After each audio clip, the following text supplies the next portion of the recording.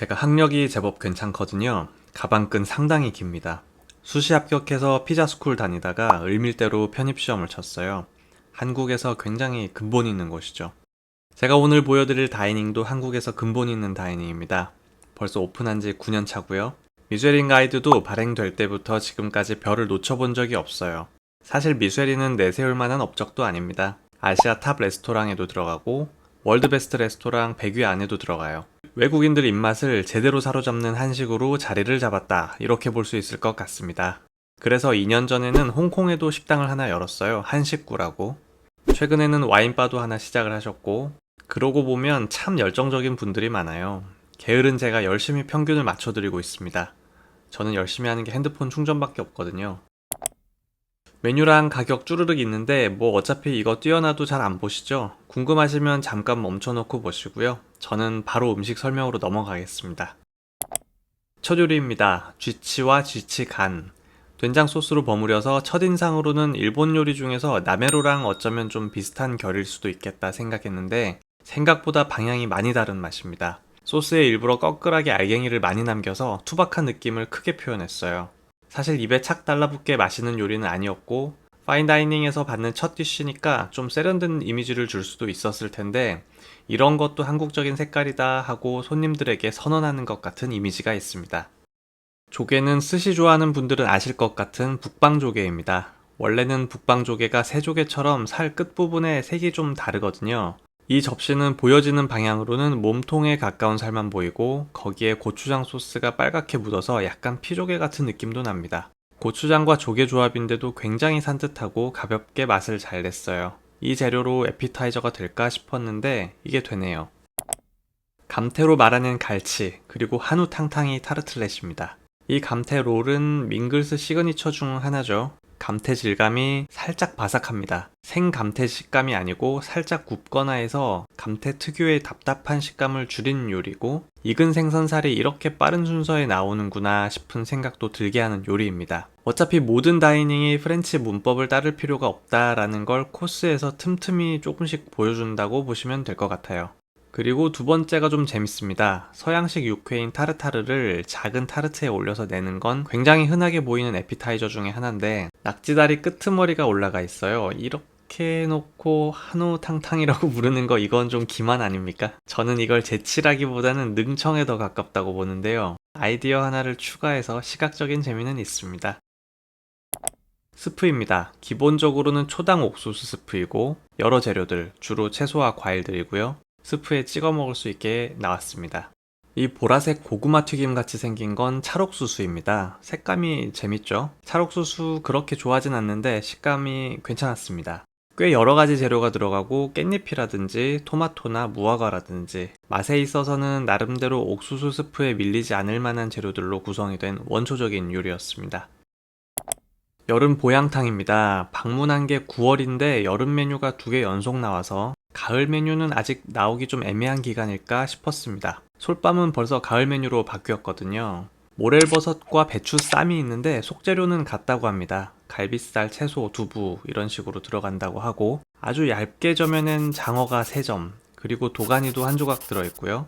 딱 한국식 보양 재료들입니다. 밍글스가 맛을 참 잘 쌓는다는 느낌을 이쯤에서부터 받기 시작했는데 맛의 진하기나 볼륨감을 코스 내내 아주 조금씩 늘려갑니다.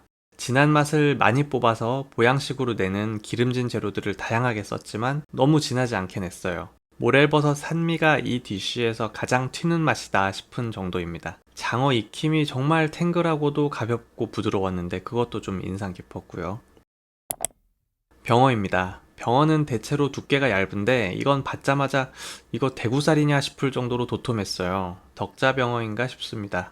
병어는 맛이 되게 담백한 생선이라서 이 순서에 나오려면 좀 또렷한 터치를 줘야겠다 싶었는데 시트러스 향을 풍겨서 환기를 한번 시키고 어란으로 감칠맛을 때리고 들기름으로 풍미를 줬어요. 무난하게 좋은 선택입니다. 근데 사실 좀 더 재미난 조작을 해도 되지 않을까 싶었어요. 좀 조심스럽다는 느낌이 있습니다. 셰프님이 몸을 사린다는 생각도 들었고요.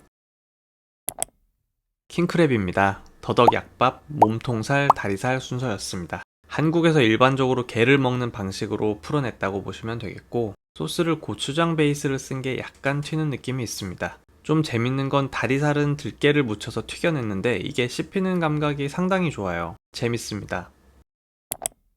이번 메뉴는 제목이 서프 앤 터프입니다. 해산물과 붉은 육류를 같이 내는 메뉴에 붙는 이름인데요. 해산물은 새우, 육류는 돼지 항정살, 그리고 그걸 굴로 감쌌어요. 이걸로 이미 서프 앤 터프가 완성인데 오골계 꼬치가 같이 나옵니다. 이거 제목을 고려하면 약간 불필요한 추가 구성 아닌가 싶은데요.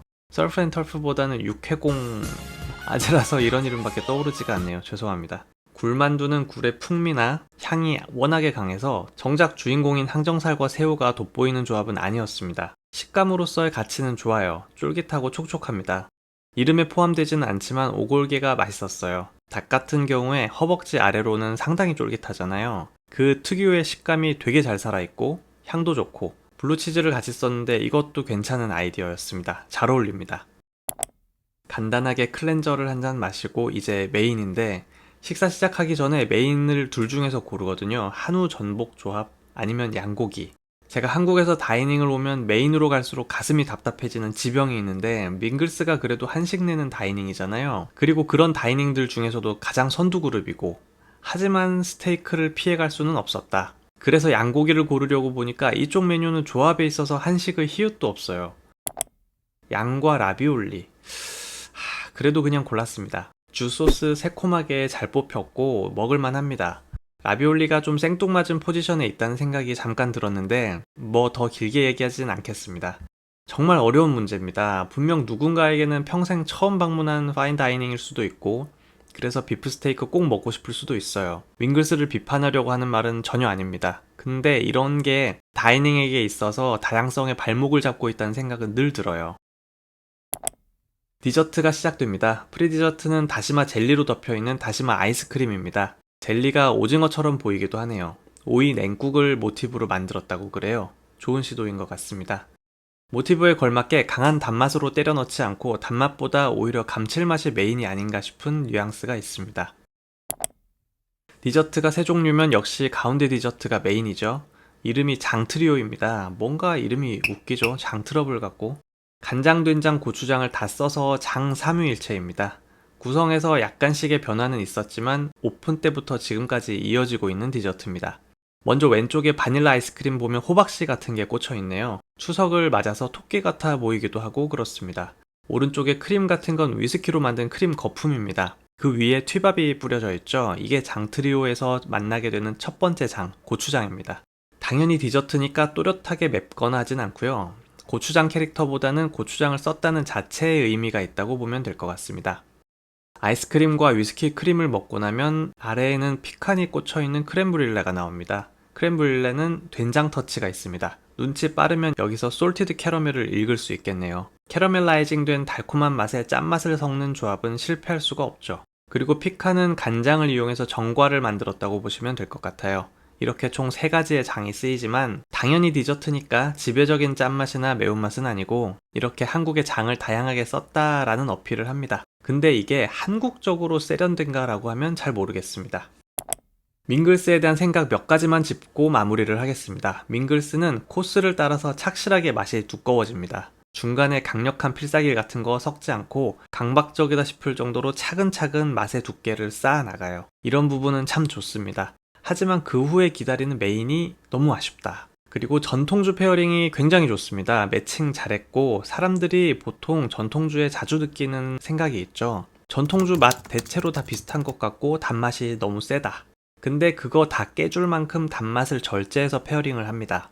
총 8잔 중에서 또렷하게 단맛 중심이라고 생각이 드는 건 한두 종류 뿐입니다. 근데 페어링 비용이 너무 비싸다는 점. 병당 2만원대 전통주를 8잔 받는데 13만원이면 식당 가면 와인은 보통 3배 정도 남긴다고 하잖아요. 그것보다는 확실히 더 많이 남기는 것 같아요. 물론 전통주가 보존기간이 짧기도 하고 다이닝을 운영하는 사정이라는 것도 있으니까 더 세게 말하기는 그렇고 전통주 페어링 가격이 좀 아쉽다. 그 정도로 하겠습니다. 마지막으로 식사를 하면서 자꾸 떠오르는 생각이 있어요. 그게 뭐냐면 셰프님이 혹시 한국 소비자는 이 정도 내주면 만족할 거다라고 생각하시는 걸까 하는 의문이 자꾸 떠올라요. 셰프님이 할 수 있는 역량이나 보여줄 수 있는 한계는 훨씬 더 큰 것 같거든요. 식사를 하면 그게 느껴집니다. 근데 그렇게까지 안 하시는 것 같아요. 그렇게 해봤자 오히려 사람들이 어색해하거나 싫어할 것 같다. 그러니까 이 정도 보여주면 되겠다 라는 느낌이 있어요. 맛이 없다는 얘기를 하려는 건 아닙니다. 식사 맛있게 먹었고 왜 한국을 대표하는 다이닝인지도 알겠지만 뭔가 뒷맛이 애매한 밍글스였습니다. 오늘도 시청해주셔서 감사합니다. 맛있는 거 있으면 미루지 마시고요. 저는 또 다음 영상으로 돌아오겠습니다.